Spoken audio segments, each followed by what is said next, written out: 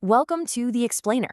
Today we're going to crack open an ancient text, the Sutra on Dependent Origination, to really understand a profound Buddhist diagnosis of the human condition and its oldest, most persistent problem.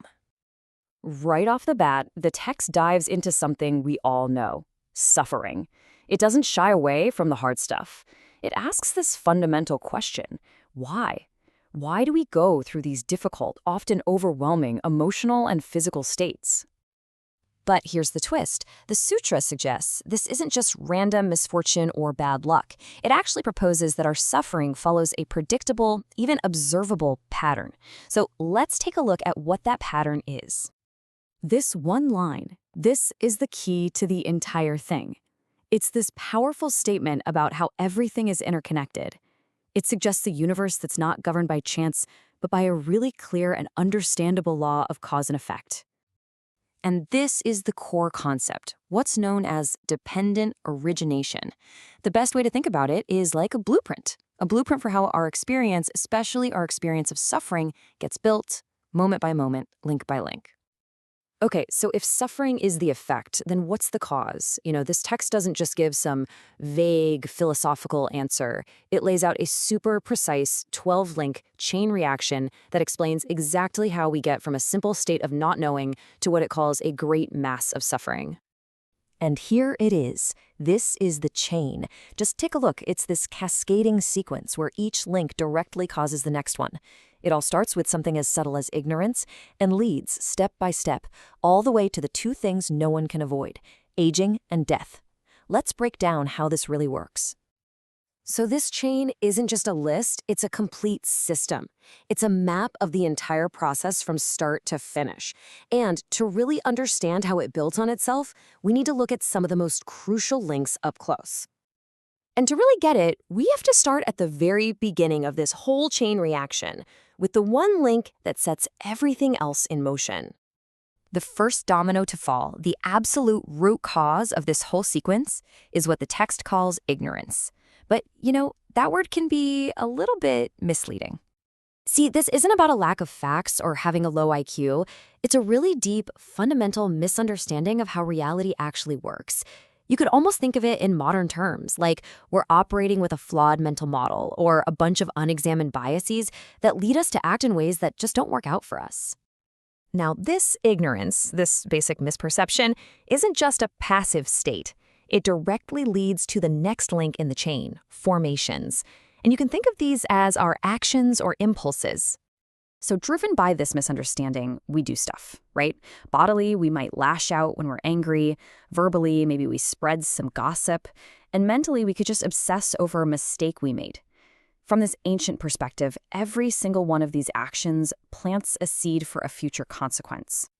And those actions, well, they don't just disappear into thin air. They actually condition our consciousness itself. They literally shape the way we perceive the world around us.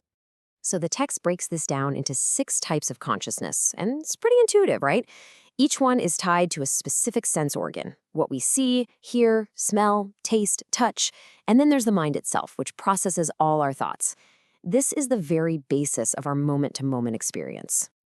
Okay, so we're going to jump ahead a few links now, because once our senses make contact with the world, something totally inevitable happens.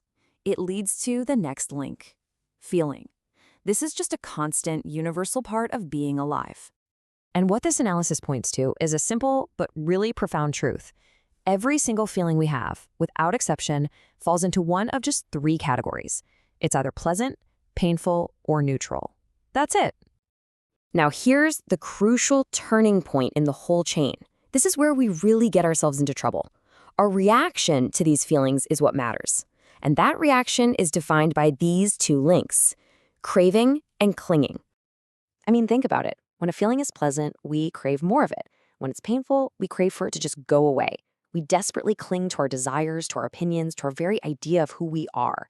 This is basically the engine of addiction, or those negative thought patterns we get stuck in. It's this automatic, unexamined reaction that keeps us trapped in the cycle. So after all this craving, all this clinging, where does this chain reaction inevitably lead us? Well, it leads to the final universal experience: aging and death. And the sutra does not romanticize this at all. It describes the physical decay of aging in stark, unflinching detail, from your hair turning gray and your skin getting wrinkled, all the way to the final end of the life force. And this isn't just a physical process, no. This is the culmination of the entire chain. This is what brings with it that full spectrum of mental and emotional suffering, the sorrow, the grief, the despair that we asked about right at the very beginning. But after laying out what seems like a pretty bleak blueprint, the text pivots. It offers this profound implication, this kind of hidden message of hope. Here's the key takeaway. Suffering is not a random punishment or some meaningless tragedy. It's a structured process. It's a chain reaction with clear, identifiable causes and conditions. And why does that matter so much? Because if it's a process, it's not a permanent identity. It's something that can be understood and maybe even worked with. And that leaves us with a final, really empowering question. If suffering is a process, a machine that we can actually understand, what does that mean for our ability to change it? If we can see how the chain is built, link by link, does that also mean we hold the key to taking it apart?